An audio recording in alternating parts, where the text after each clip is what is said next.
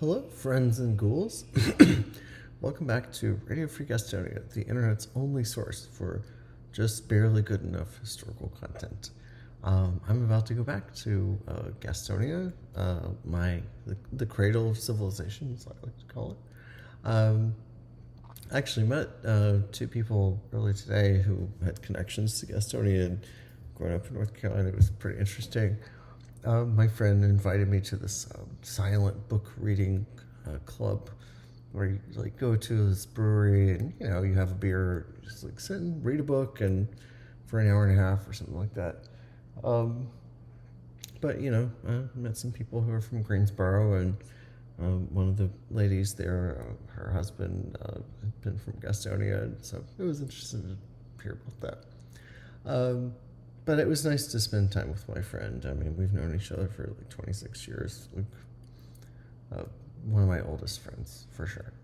And, just hanging out, reading some books. So it was a very nice, it was a very positive thing. Then we got a little bite to eat afterwards, and then I walked home. It's not that far. It's about a 40-minute walk back from this area of Atlanta to where I live. But yeah, I've been thinking about this a lot. I don't know. I've spent the last week or two or three just kind of just shooting rocks at the moon. I don't know. Is that even an expression? Casting about what am I going to do now? What's next? And watching lots of movies and trying to spend time with friends too. Since I've been back in Illinois, I've been making an effort to try to really spend time with people that I hadn't seen for a while and maybe shore up some of those relationships. And remember what was so good about them. I might have let some of these go a little bit when I was away for 3 years. But I find that people are very gracious and people have a lot of love in their heart. They're willing to start over again. Almost everybody is. Not everybody, but almost everybody. And so I don't know. I hate this expression, but it's been an iterative process. And earlier in my life, I was partnered with somebody who was a very outgoing, gregarious person, and so she kind of made things happen socially, interpersonally, and I was just kind of along for the ride. I've always felt difficulty with trying to suggest things to people hey, do you want to hang out? Do you want to go to this museum? Do you want to do this? Do you want to go out for dinner? Whatever. I just, the fact that I was with someone for such a long time, who did that stuff and didn't feel abashed about it. I'm left in a position where it's I just somebody used to do this stuff for me, and so yeah, I have to it's just disheartening how much work it takes, because I just want to have a friend who just wants to hang out and proposes doing things rather than me having to always propose things and gamble on whether they're interested. I feel like I had that with one friend here, and that's turned out to be a little bit weird, because he was somebody who genuinely seemed to really want to hang out with me, and it's oh my god, this is so nice. But I'm a big girl. I'm 44 years old. I should be able to deal with the dynamics of, friendships, and interpersonal relations. But I had that in California. I had friends who like just wanted to just hang out and like, I don't know. I don't have it here, by and large. It makes me miss California quite a bit. But I was in a very sociable world, and because of the house that I was living in and sort of circle of friends that I had, there was just like, a Rube Goldberg machine of sociality. It's not like that here. And I've tried to adapt to it. I've tried to be, checking myself, like, be aware of like what's happening here. Just like don't let yourself get too out of control. Like, be cognizant of the fact that this is a different situation. But it has been a little bit difficult, and I have had some disappointments in what I thought might be promising, like friendships or things. But I don't know. I went to this silent book reading thing at the Three Taverns on Memorial Drive, and there's a bunch of nerds. I mean, I love it. These are my people. People who just came with books, novels, mostly novels, but maybe some nonfiction, who just wanted to like drink a beer or two and just read a book and be around other people reading books. It's like, these are my people. And I can, like, people who know me, I think most people kind of think that I'm like a confident person, that like I'm not racked by insecurity. I seem to conduct myself in a self-assured way. That's 100% not the case, but I am able within certain limited bounds to be folksy and charming with strangers.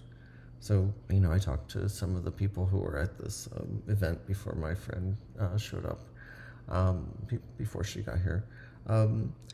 Just shooting the shit with some bespectacled white women.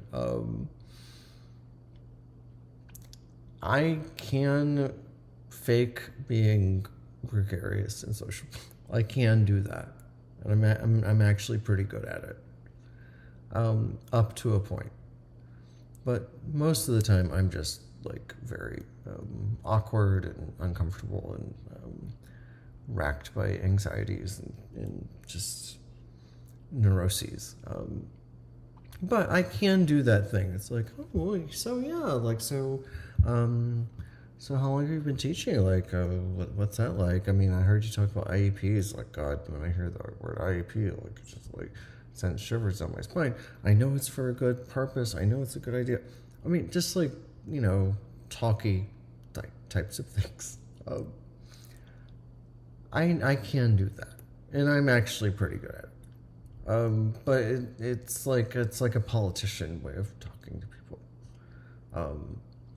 It's superficial, and you can't sustain it for that long. So, that's just me. This is the life that we've been given to live. But, yeah. It was like,